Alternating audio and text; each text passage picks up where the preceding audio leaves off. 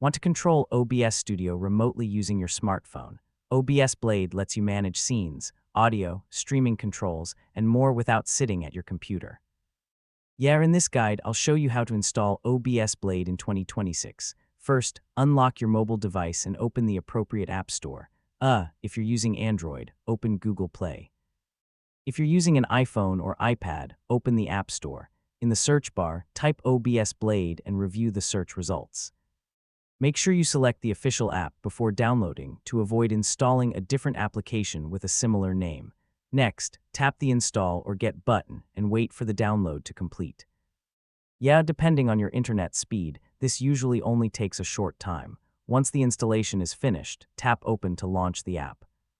You can also open it later from your home screen or app library whenever you're ready. If OBS Blade requests permissions, review each prompt and allow the permissions needed for the app to function correctly. Depending on your device, you may also be asked to allow notifications. Finally, open OBS Studio on your computer and make sure the WebSocket server is enabled if required. Then enter the server address, port number, and password into OBS Blade to connect the app to your OBS setup. And that's how to install OBS Blade in 2026. Once it's connected to OBS Studio, you'll be able to control your broadcasts, recordings, and scenes directly from your mobile device. Thanks for watching, and I'll see you in the next tutorial.